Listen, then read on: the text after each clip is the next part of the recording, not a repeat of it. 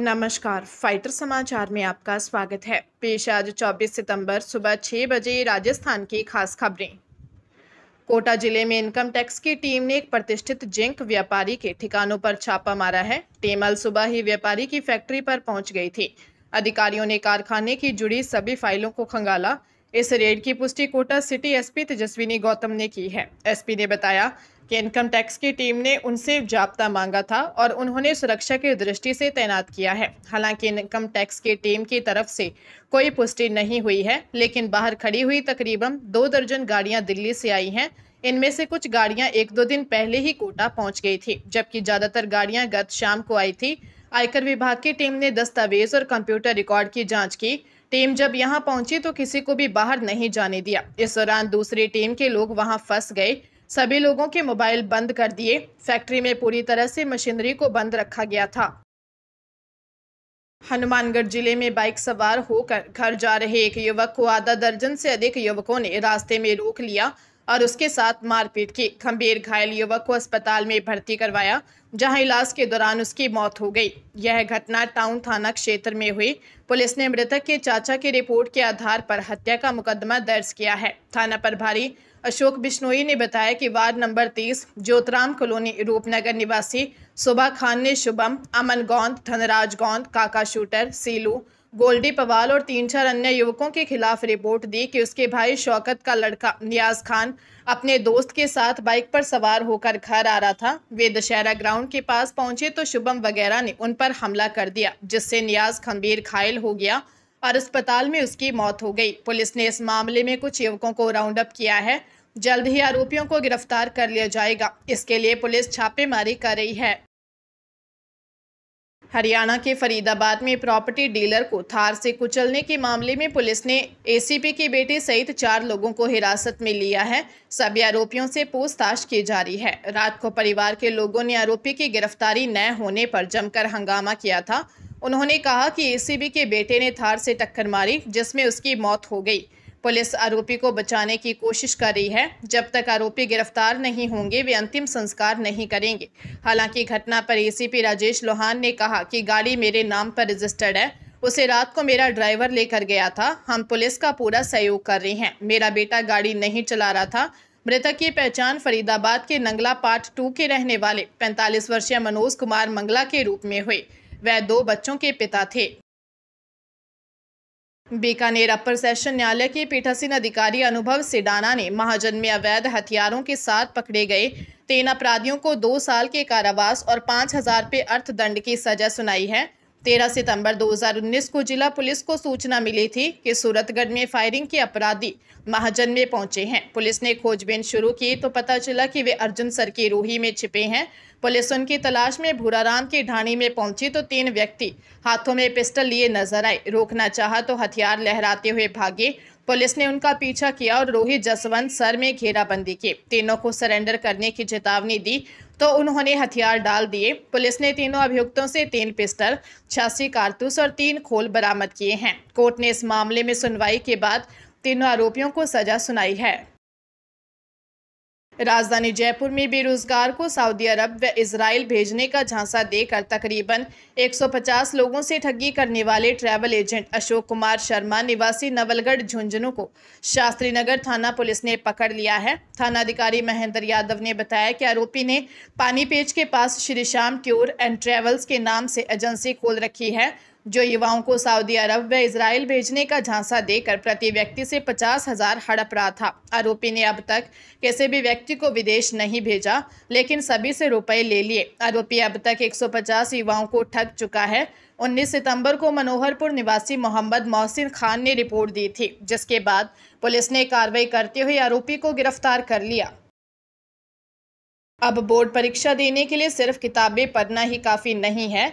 CBSE ने 10वीं और 12वीं क्लास के स्टूडेंट्स के लिए एग्ज़ाम के नए नियम लागू किए हैं। 10वीं को 9वीं प्लस 10वीं और 12वीं को 11वीं प्लस 12वीं मिलाकर 2 साल का कोर्स माना जाएगा, यानी हर विषय की पढ़ाई 2 साल करना ज़रूरी है। वहीं बोर्ड एग्जाम में बैठने के लिए कम से कम 75% अटेंडेंस होनी चाहिए। इसके साथ ही हर विषय में इंटरनल असेसमेंट देना ज़रूरी है। जो स्टूडेंट्स स्कूल रेगुलर नहीं आएंगे उनका इंटरनल असेसमेंट पूरा नहीं होगा और ऐसे में बच्चों का रिजल्ट रोककर उन्हें एसेंशियल रिपीट कैटेगरी में डाला जाएगा। बोर्ड ने 10वीं में 5 कंपलसरी सब्जेक्ट्स के अलावा 2 और 12वीं में सिर्फ 1 एडिशनल सब्जेक्ट लेना होगा, जिसे पूरे 2 साल पढ़ना जरूरी है।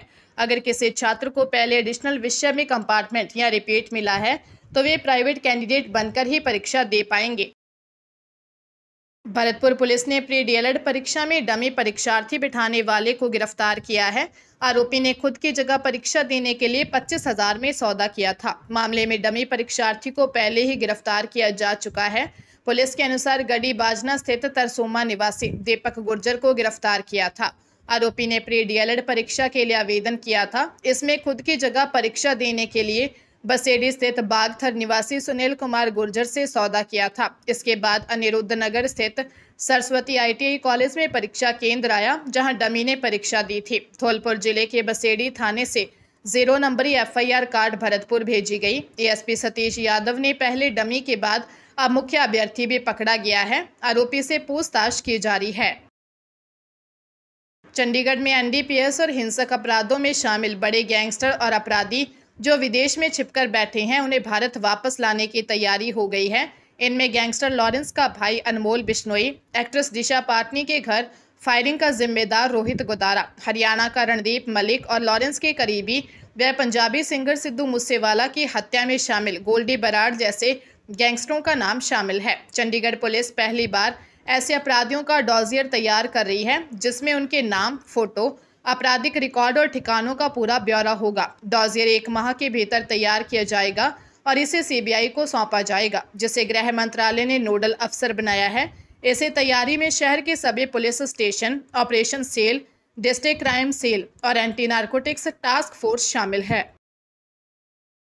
10वीं 12वीं बोर्ड की मुख्य परीक्षा 2025 में केवल 80 नंबर की लिखित परीक्षा में 40% से कम अंक प्राप्त करने वाले परीक्षार्थी की सूचना शाला दर्पण पोर्टल पर दर्ज करवाई गई है।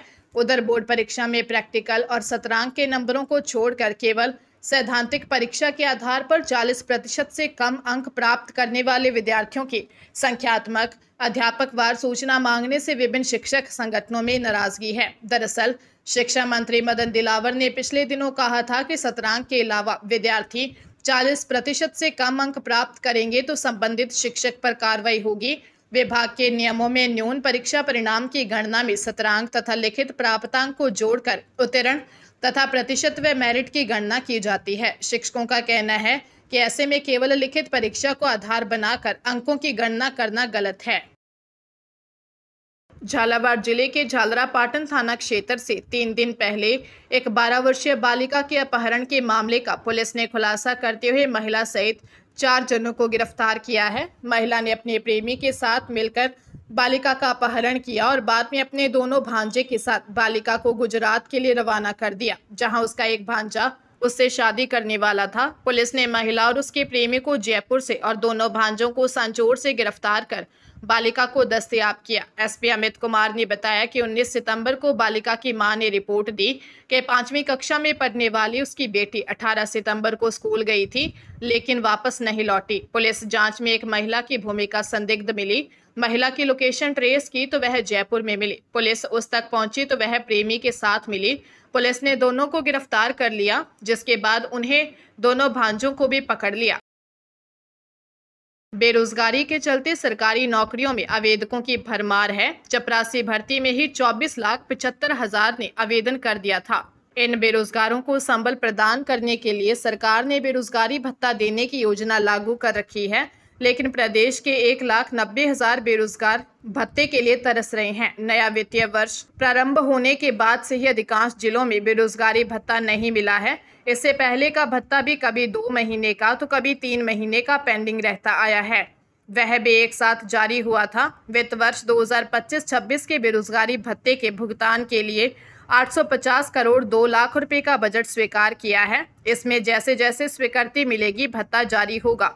सीकर, राजसमंद, नागौर, पाली, उदयपुर, अलवर, बांसवाड़ा, बाड़मेर, भीलवाड़ा, चूरू, धौलपुर, हनुमानगढ़, जयपुर और प्रतापगढ़ सहित कई जिलों के युवा भत्ते के लिए तरस रहे हैं।